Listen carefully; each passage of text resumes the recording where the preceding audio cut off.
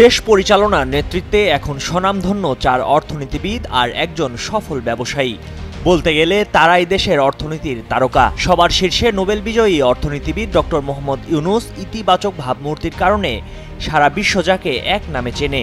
পরিবর্তিত প্রেক্ষাপটে ক্ষমতার শীর্ষ নেতৃত্বে থাকা প্রধান উপদেষ্টার কাছে মানুষের চাওয়া পাওয়ার শেষ নেই। তবে তথ্য উপাত্ত বলছে নীতি, কৌশল ও অগ্রাধিকার বাছাইয়ে কোথাও ছন্দপতন হয়েছে, যার ফলে অর্থনীতি ও ব্যবসা বাণিজ্যে মন্দা চলছে। নানা সংকটের মুখে পড়েছে শিল্প, মূল্যস্ফীতির লাগাম টানা যাচ্ছে না, ছড়িয়ে গেছে ২ অঙ্কের ঘর, থমকে আছে বিনিয়োগ ও কর্মসংস্থান।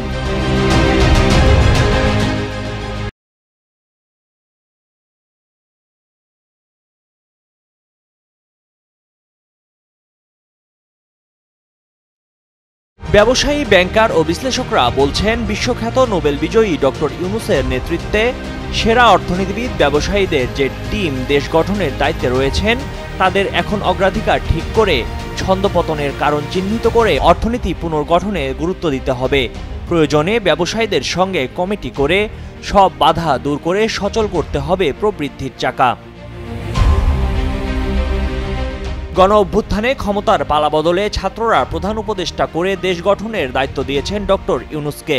তিনি ২ মন্ত্রণালয় ও কেন্দ্রীয় ব্যাংক পরিচালনায় সহকর্মী হিসেবে নিয়েছেন সেরা ৩ অর্থনীতিবিদকে। অর্থ মন্ত্রণালয়ে ডক্টর সালেউদ্দিন আহমেদ, পরিকল্পনা মন্ত্রণালয়ে ডক্টর ওয়াহিদুদ্দিন মাহমুদ এবং বাংলাদেশ ব্যাংকের গভর্নর হিসেবে দায়িত্বে ডক্টর আহসান এইচ মনসুর। তথ্য উপাত্ত আর তাদের কর্মজীবনের রেকর্ড বলছে, নিজ নিজ পেশাগত স্থানে তারা সবাই ইতিবাচক ভাবমূর্তি আর গুণগত কাজে সেরা ছিলেন। উপদেষ্টা হিসেবে একজন সফল উদ্যোক্তাকেও বেছে নিয়েছেন প্রধান উপদেষ্টা। তিনি শেখ বশিরউদ্দিন, দেশ সেরা একটি ব্যবসায়ী গ্রুপের নেতৃত্ব দিয়ে যিনি এখন সামলাচ্ছেন বাণিজ্য মন্ত্রণালয়। Bangladesh chamber of industries BCI এর সভাপতি আনোয়ারুল আলম চৌধুরী পারভেজ বলেন, দেশে বর্তমানে উচ্চ মূল্যস্ফীতির কারণে সব প্রতিষ্ঠানের বিক্রি কমেছে। ঋণের উচ্চ সুদহার, বিদ্যুৎ ও গ্যাসের মূল্যবৃদ্ধি সহ সবকিছু মিলিয়ে কোনো প্রতিষ্ঠান তার পূর্ণ সক্ষমতায় চলতে পারছে না। উৎপাদন ৩০ থেকে ৪০% পর্যন্ত কমে গেছে। চাহিদা মতো ঋণপত্র বা LC খোলা যাচ্ছে না। বেসরকারি খাতে ঋণের প্রবৃদ্ধি ৭.৬৬%। নতুন গ্যাস সংযোগে গ্যাসের মূল্য বৃদ্ধি করা হচ্ছে। আবার IMF এর সুপারিশে বিভিন্ন পণ্যের ওপর কর মূসক বৃদ্ধি করা হয়েছে। শিল্প প্রতিষ্ঠানগুলোর টিকে থাকাই এখন চ্যালেঞ্জ। নিট পোশাক খাতের উদ্যোক্তাদের সংগঠন BKME এর সাবেক প্রেসিডেন্ট ও বিশ্বের অন্যতম শীর্ষ পরিবেশ বান্ধব কারখানা প্লামি ফ্যাশনের উদ্যোক্তা ফজলুল হক কালের কণ্ঠকে বলেন, দেশের ইকোনমিক সেক্টরের এক ঝাঁক দক্ষ লোকের সমাবেশ রয়েছে।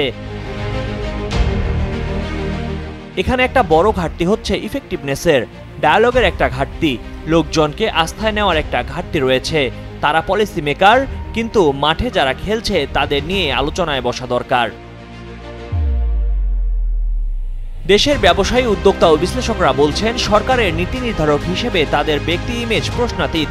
দেশের অর্থনীতিকে তারা শক্ত ভিতের ওপর দাঁড় করাতে পারবেন, এই প্রত্যাশাই সবার। গত কয়েক মাসে রেমিটেন্স আহরণ, রিজার্ভ মজুদ আর পাচারের প্রায় ২৮ লাখ কোটি টাকা ফিরিয়ে আনতে বেশ কিছু পদক্ষেপ নেওয়া হয়েছে।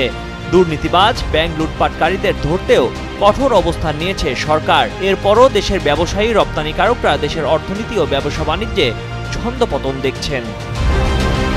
ব্যবসায়ীরা বলছেন, ভালো চলছে না সার্বিক অর্থনীতি, ব্যবসা বাণিজ্যে গতি নেই। উচ্চ সুদের কারণে ব্যবসার প্রসার ও নতুন বিনিয়োগ করতে পারছেন না তারা। এর সঙ্গে আইন শৃঙ্খলা পরিস্থিতির অবনতি তাদের মধ্যে আস্থাহীনতা তৈরি করেছে। ময়ূক ইসলাম, কালের কণ্ঠ ডেস্ক।